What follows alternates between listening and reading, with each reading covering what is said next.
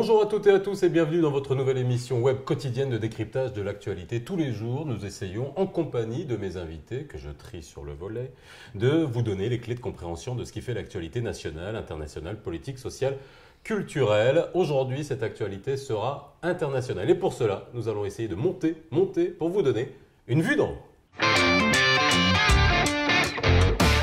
Vous le savez dès à présent, cette émission est la vôtre. N'hésitez pas à réagir sur les réseaux sociaux, sur notre page Facebook, à travers notre compte Twitter. Likez, partagez et abonnez-vous à notre chaîne YouTube. Les invités qui ont accepté d'être avec moi aujourd'hui sont Bachir Thiam, journaliste. Comment ça va, Bachir? Très bien. Content de te retrouver sur le plateau de Vue d'en haut. Merci, moi aussi. Ça fait longtemps qu'on t'a pas vu. Absolument, oui. Et avec nous aujourd'hui, Hafid Boutaleb, vous êtes le responsable pôle international de TIZI, Tarikh Ibn Ziyad Initiative. Comment ça va? Ça va très très bien. Merci en tout cas d'être avec nous pour commenter Avec grand plaisir. cette actualité. La petite lumière clignote, ça veut dire que l'édito est arrivé, vous le savez, il arrive, je le découvre en même temps que vous et on va voir ce qu'on nous dit sur le sujet d'aujourd'hui. Trump est choquant, déroutant, écœurant, vraiment? Et si Trump était surtout un président pragmatique et un homme qui parle sans filtre? Sa qualification des pays africains et de Haïti a été dénoncée avec véhémence par beaucoup de chefs d'État et même par l'Organisation des Nations Unies. On ne traite pas de trou de des pays souverains. Oui, c'est vrai.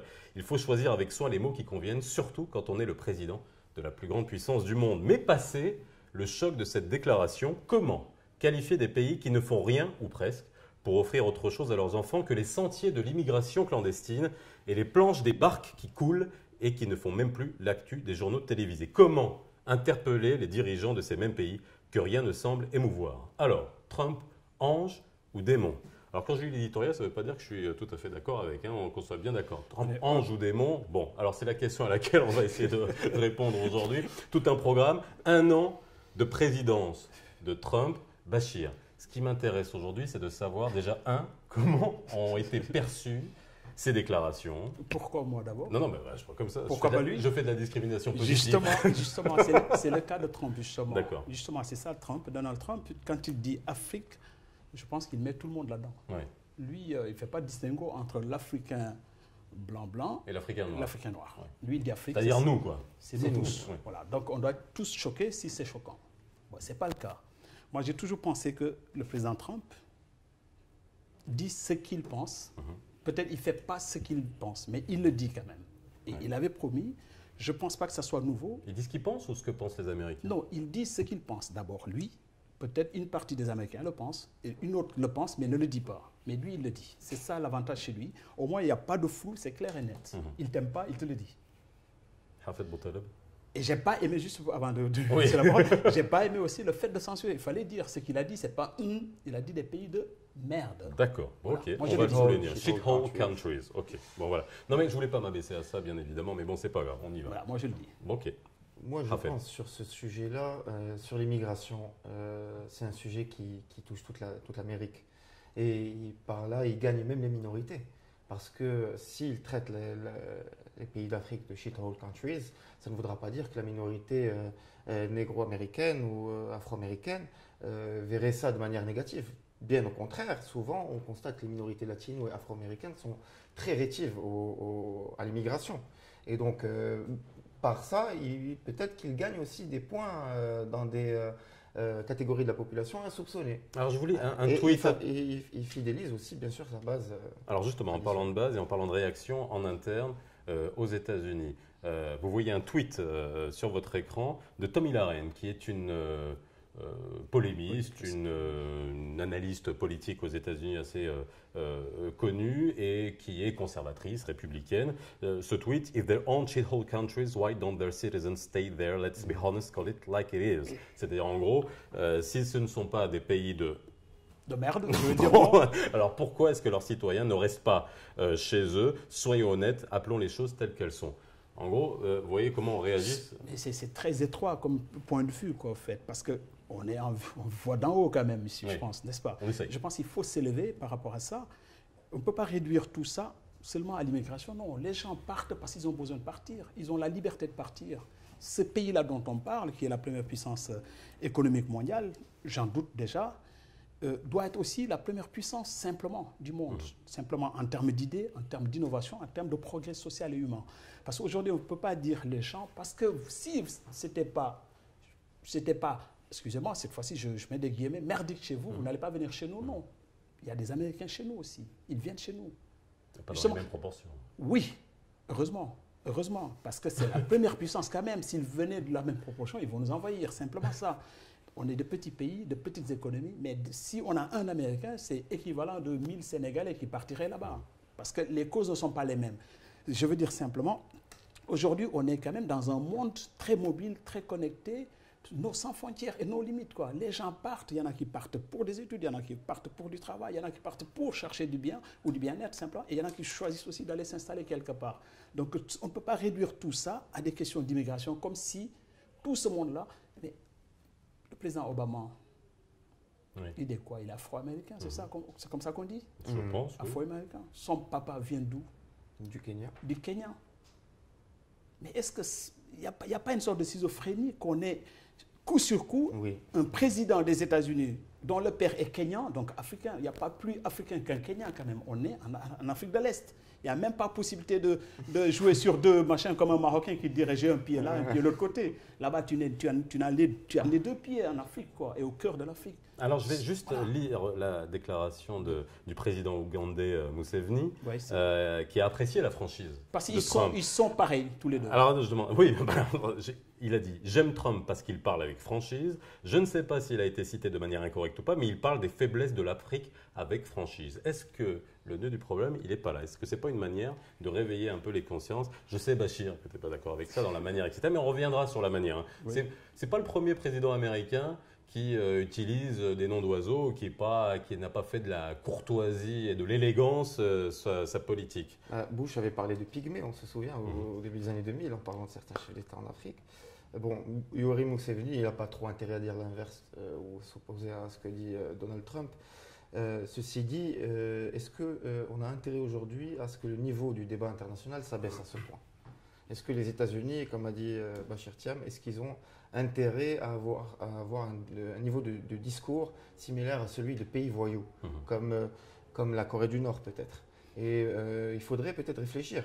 Il y a une autre manière de pointer du doigt les vrais problèmes qui font que les pays d'Afrique n'offrent aucune alternative à leur jeunesse, sans limiter les naissances, mais une autre façon de le dire, sans pour autant passer par autant de manque de respect que l'a fait Trump ou par le paternalisme dont a été un peu le président Macron. Avec le président dont on a vu avec le président Macron au Burkina. Voilà. Il faut peut-être parler d'égal à égal à des chefs d'État qui sont de toutes les manières par leur CV, par leur vécu, d'égal à égal à des présidents occidentaux, et puis leur parler franchement et concrètement en apportant des solutions aussi pour ces Alors, est-ce qu'on n'a pas l'impression qu'on s'est tellement habitué aux déclarations intempestives de Trump, à ses tweets assassins, c'est un tweetomaniaque, hein, c'est-à-dire qu'on a l'impression qu'il communique à travers des tweets. Est-ce que finalement on ne s'est pas habitué?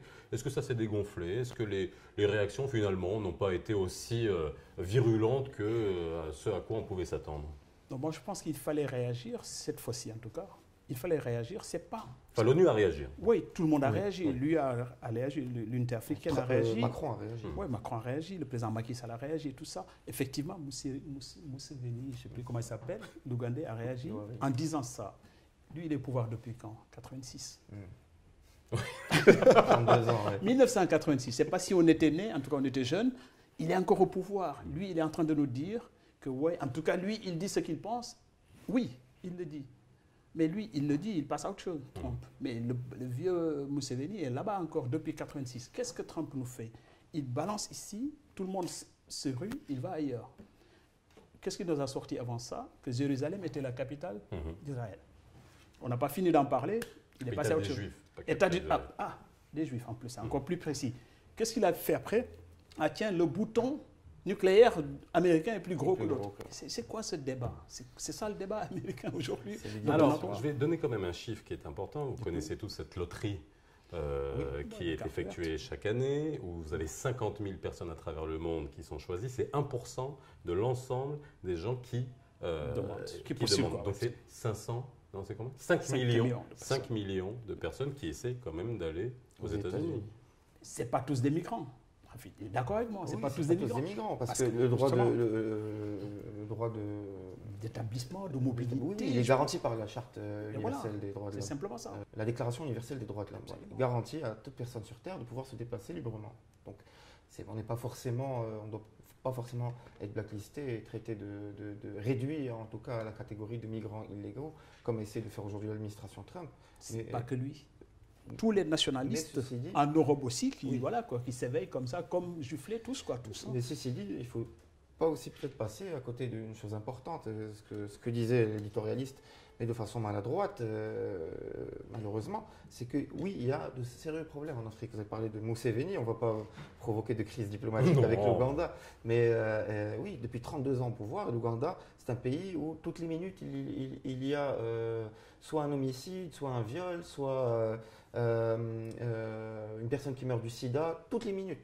Donc toutes les minutes, il y a un drame dans ce pays. Et comment un chef d'État de ce pays pourrait avoir une réponse autre que celle déjà, de la complaisance. Sa bouche, de la complaisance. Il ne devait même pas Parce parler. Il est là depuis 32 ans, donc il est responsable de 100% du bilan. Voilà. Il devait se taire. Voilà, c'est ça. Mais en même temps, je reviens justement sur l'Afrique, parce qu'on ne peut pas dire aussi, comme ça, d'un revers de main, non, on ne donne pas d'alternative. Non, ce n'est pas vrai. Moi, je traverse l'Afrique aujourd'hui, je vais de pays en pays. Alors justement, je pose la question, est-ce que, même si je ne vais pas te prendre comme un cabinet d'études de marché qui sonde les pays africains ou l'opinion africaine, mais quand même, tu as des remontées. Est-ce que tu as vu, après ces déclarations, de vraies réactions, ou alors c'est passé au-dessus de la tête? C'est exactement ce que je disais tout à l'heure. Est-ce qu'on s'est tellement habitué que finalement, on ne prend pas ça au sérieux? Non, il y a eu des réactions, en fait. La réaction du président Macky Sall, unilatéralement, et de notre président. Je parle de l'homme de la rue, je ne parle pas des dirigeants. Peu importe, l'homme de la rue est vexé de manière générale, mais ce n'est pas ça. L'important, justement, c'était nos chefs d'État, c'était ceux qui détiennent le pouvoir. L'UA a réagi, et aujourd'hui, ils ont poussé un groupe d'ambassadeurs américains qui ont fait l'Afrique en général, 76, si ma mémoire est bonne, qui ont signé une lettre ouverte au président Donald Trump en leur disant « Mais non, vous ne pouvez pas traiter de cette manière-là ces pays avec qui on coopère, avec qui aujourd'hui on voit pousser des choses qui sont extraordinaires. » Il y a toujours des problèmes. Forcément, il y a des problèmes. Aux États-Unis, il y a des problèmes. Est-ce que Donald Trump n'avait pas dit à un moment, on va ériger un mur entre nous et le Mexique? Et qui va payer le mur? Les Mexicains. Qu'est-ce que le président mexicain a fait? Je ne viens plus chez toi. Il a annulé son voyage.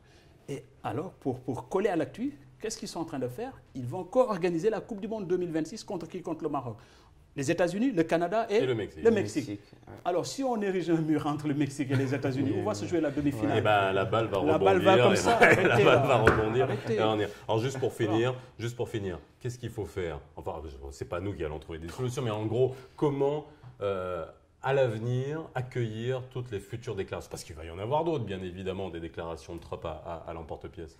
Il faut rappeler aux Américains et aux Occidentaux que l'Afrique, c'est la mère de la civilisation, c'est de là qu'a commencé l'humanité, et qu'il ne faut pas adopter un ton aussi condescendant vis-à-vis de pays où la géographie est splendide, où l'histoire est profonde, où le capital humain promet pour l'avenir, et l'humanité sera un tiers africaine. Alors il faut qu'il y ait un changement de style, et espérons que les chefs d'État africains seront à la mesure de ce patrimoine-là pour l'avenir. Les États-Unis, c'est un beau pays aussi. Oui, bien sûr. Absolument. Non, je suis d'accord. Tu n'auras pas ta green card. Je ne cherchais pas. Cherchais pas. Même la carte marocaine, je n'ai pas encore cherché, donc c'est pas grave. C'est dire, non, simplement, pour être plus sérieux, on n'a pas de leçons à donner aux États-Unis. Ils ne nous écoutent même pas. Ils ne savent même pas qu'on existe, je crois. Bon, ça, il ne faut pas non plus... Voilà. C'est pas un cliché, ça. C'est pas un cliché. C'est pas un cliché. Ils ne savent pas qu'on existe. Franchement, ils ne savent pas pas un cliché. Je veux dire qu'ils n'ont pas besoin de nous, quoi. On va faire simple. Ils ont besoin de nous quand il y a des problèmes de sécurité, etc. Oui.